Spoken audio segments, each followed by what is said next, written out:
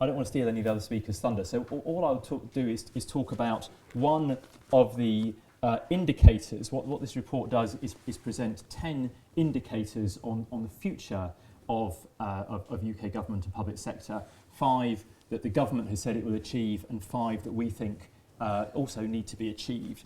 And one of those is to target the UK's net liabilities, that's including in particular public sector net debt. And I just to say a word about that, the coalition's government target is to eliminate the deficit a little bit into the next parliament, and by that point, by the end of this parliament, to have public sector net debt going down. But even so, at that level, it will be 80% of GDP or thereabouts. It's a very, very high number, twice as high as the pre-crisis years, much higher than many other countries. New Zealand just being one that springs instantly to mind. So it isn't just what this report suggests, and this is sort of looking into the long term.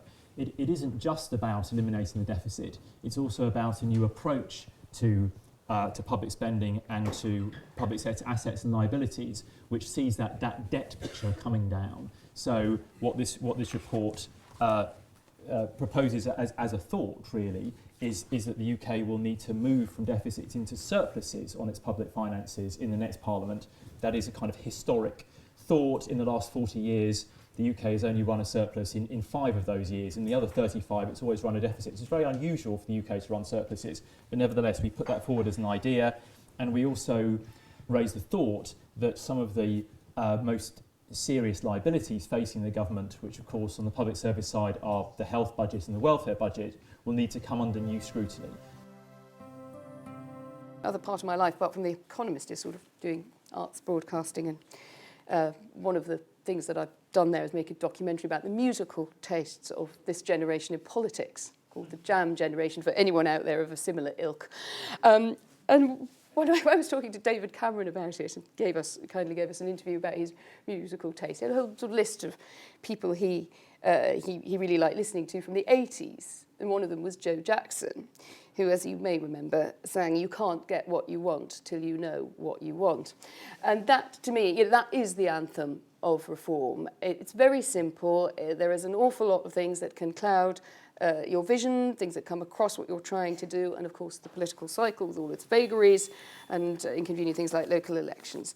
But this reform programme is a good one on the whole, and it's worth sticking with. And as soon as the coalition refocuses and decides what it wants, it has, I think, a chance of delivering.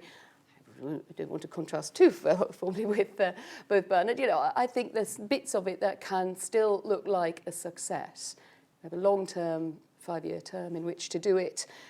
2 years is too soon to be completely bearish, but they do really have to know what they want.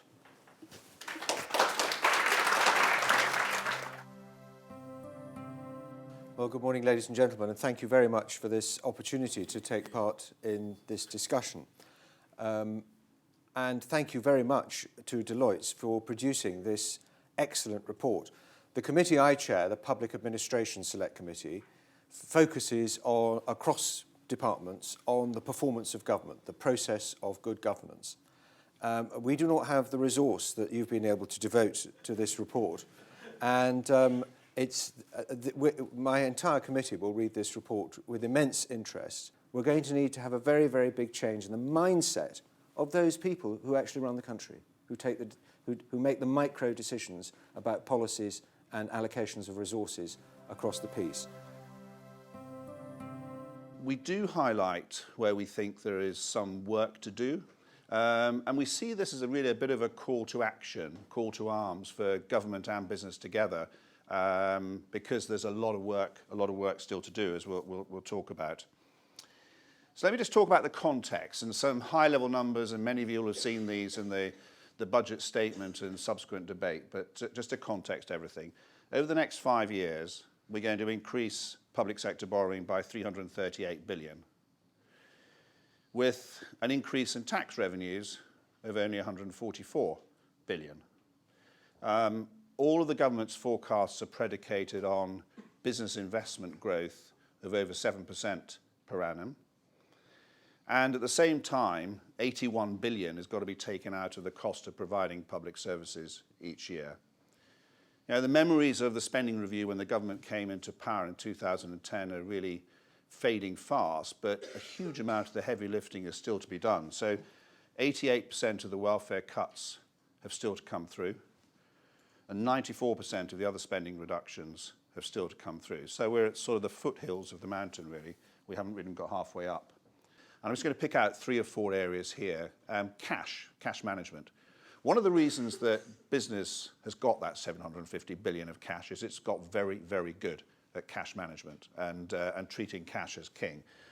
And I mean, to context it, every month 40 to 60 billion pounds goes in and comes out of government coffers. So a huge amount of money flowing through the system. But of that, 20 billion a year is written off. Bad debt, age debt, not collectible debt, big number.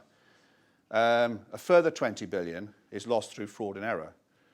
Now, we know from HMRC that this has been a huge priority of theirs because they do see that there's a lot of action they can take there. But right across government, there is fraud and error, and it's a big, big number.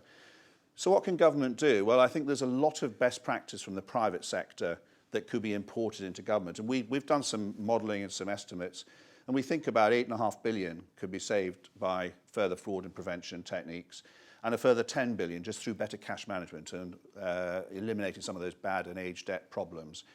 But it's very micro. It does involve taking a very hard-nosed approach to cash management in the same way that business has done. And I know it's not a very sexy political thing to talk about, but these numbers are quite big and they do make a difference. And I think there is a lot of good practice that the private sector can share with government on that. Well, good morning, everyone. As Andrew kindly pointed out, a few years ago, I used to run another think tank called Policy Exchange. And I was infamous at Policy Exchange for never reading any of Policy Exchange's reports. So therefore, I found myself quite surprised to be actually reading this report yesterday to the end. And that is because it is both very readable, but actually chock full of interesting, illuminating, and frankly pretty terrifying numbers and insights. So I do heartily recommend it. In particular, I applaud the suggested further indicators that the government should be using to check whether it is getting absolute best value for money from all of the money that goes through it.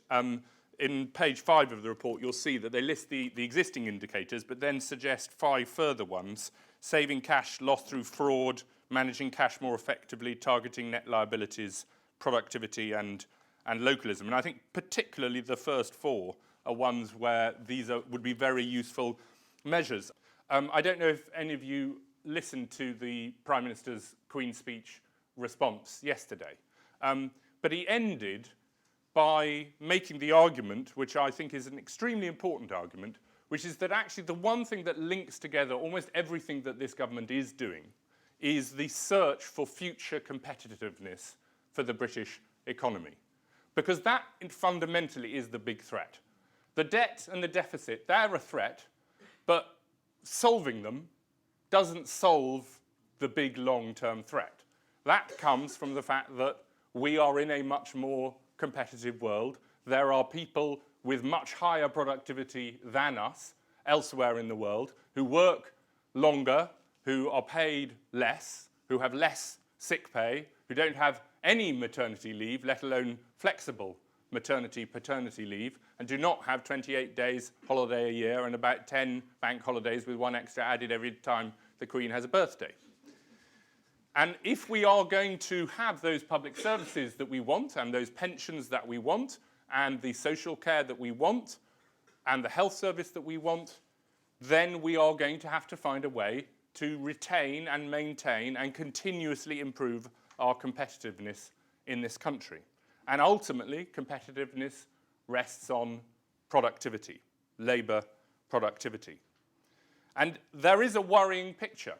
The first part of that worrying picture is that we start behind, not just behind some of our new competitors, but behind countries that we would normally compare ourselves with.